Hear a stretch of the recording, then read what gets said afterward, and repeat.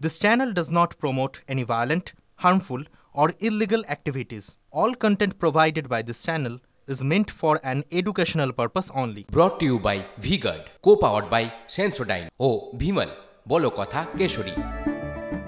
তৃতীয় দফায় ভোট হচ্ছে মুর্শিদাবাদে, কিন্তু সেই ভোটের আগে বারবার আমরা দেখছি উত্তপ্ত হয়ে উঠছে মুর্শিদাবাদ। উদ্বেগ বাড়ছে, আজ আবার বিস্ফোরণ হচ্ছে সেখানে। 24 ঘন্টার মধ্যে দুবার ফাটলো বোমা। আজ সকালে বেলডাঙ্গা থানা এলাকার ঝুমকা মাছপাড়া এলাকায় আইসিডিএস স্কুল চলাকালীন পাশের বাড়িতে এই বিস্ফোরণ ঘটে। কৌশিক আমাদের সঙ্গে রয়েছেন, আমাদের প্রতিনিধি কৌশিক। এত বোমা, এত বারুদ মুর্শিদাবাদ জেলায় আসছে কোথা থেকে? পুলিশ কি করছে? দেখো, এখন সেটাই প্রশ্ন হয়ে দাঁড়িয়েছে যে এত বোমা আসছে কোথা থেকে। কারণ যেভাবে দেখা গেল গতকাল রেজিনগরে সকালে বিস্ফোরণের ঘটনা ঘটে এবং আজ সকালে বেলডাঙ্গায়, এবং যেখানে বেলডাঙ্গায় আজ বিস্ফোরণ ঘটেছে সেখানে কিন্তু একটি বাড়ি পাঁচিল ভেঙে গেছে এবং বাড়িটি ধ্বংসপ্রায় পরিণত হয়েছে। এবং পাশাপাশি বলা চলে যে আইসিডিএস সেন্টার চলছিল, সেই আইসিডিএস সেন্টারের পাশে যেভাবে বোমা মজুত করা ছিল তাতে বড় সড়ো দুর্ঘটনা ঘটে যেতে পারত। আইসিডিএস চলাকালীনই কিন্তু এরকম বিস্ফোরণের ঘটনা ঘটে। অন্যদিকে তুমি যদি দেখো, রেজিনগরে কালকে বিস্ফোরণের ঘটনা ঘটেছে এবং একটি জায়গা থেকে বোমা উদ্ধারের ঘটনা ঘটেছিল। সেই যেখানে বোমা উদ্ধার হয়েছিল গতকাল এক জার ভর্তি, আজকে সেখান থেকেই কিন্তু 2টি জার ভর্তি বোমা উদ্ধার হয়েছে। এবং এই ছেতিয়ানি, রেজিনগরের ছেতিয়ানি গ্রাম, এর আগেও কিন্তু বোমা বিস্ফোরণ সপ্তাহ খানেকের অন্তরে সেই বোমা বিস্ফোরণের মতো ঘটনা ঘটেছে।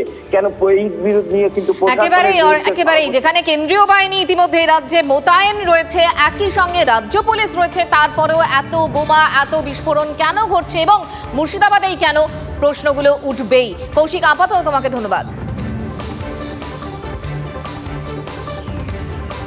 এবার যে খবরে নজর রাখতেই হচ্ছে মাটিগাড়ার খবরে, কারণ মাটিগাড়ায় সকাল থেকেই কিন্তু আগুন জ্বলছে। বিজেপির বুথ সভাপতিকে মারধরের অভিযোগ, আর তারই প্রতিবাদে রাস্তা অবরোধ করে বিক্ষোভ দেখাচ্ছেন বিজেপি কর্মী সমর্থকরা। বিস্তারিত জানবো সহকর্মী প্রসেনজিতের কাছ থেকে। প্রসেনজিৎ, এই মুহূর্তে কি পরিস্থিতি? এবার কি খানিকটা হলেও এই ক্ষোভের আগুন তাতে প্রলেপ দেওয়া গেছে? একদম, দেখো, ভোটের মুখে ভোটের দিন বড় গণ্ডগোল না হলেও ভোট পরবর্তী হিংসা শুরু হয়ে গেল শিলিগুড়ির মাটিগাড়া এই এলাকায়। দেখাবো ছবিটা, এখনও বিক্ষোভ চলছে, দফায় দফায় সকাল থেকে বিক্ষোভ হয়। একই পরিবারের একাধিক মানুষকে মারধর করা হয় শুধুমাত্র বিজেপি করার অপরাধে, ধারালো অস্ত্র দিয়ে কোপানো হয়। আমি দেখাবো প্রথমে ছবিটা। আক্রান্ত সে এইমাত্র হাসপাতাল থেকে এসে পৌঁছেছে, বিভিন্ন জায়গায় ধারালো অস্ত্রের কোপ রয়েছে। সরাসরি তার কাছ থেকে শুনবো ঠিক কী ঘটনা হয়েছিল, কি কারা মারলো? টিএমসিরা মারলো। কেন মারলো? জয় শ্রীরাম বললাম তার জন্য মারছে। ঘরে পুজো হচ্ছিল? হ্যাঁ, ঘরে পুজো হচ্ছিল। তারপরে অনেক লোকজন আসলো প্রসাদ খাওয়ার জন্য, তা আমরা কথা বলতেছিলাম, কথা বলতে বলতে জয় শ্রীরাম বললাম, ওরা ডাইরেক্ট অ্যাটাক করে দিয়েছে, আর কোনো কথা নাই। একই বাড়ির কতজন আপনারা আক্রান্ত? একই বাড়ির আমরা আছি 3 ভাই, ঠিক আছে, একটা আমার ভাগনা, একটা আমার বৌদি, একটা আমার দিদি। তারপর কি কি অস্ত্র ছিল হাতে?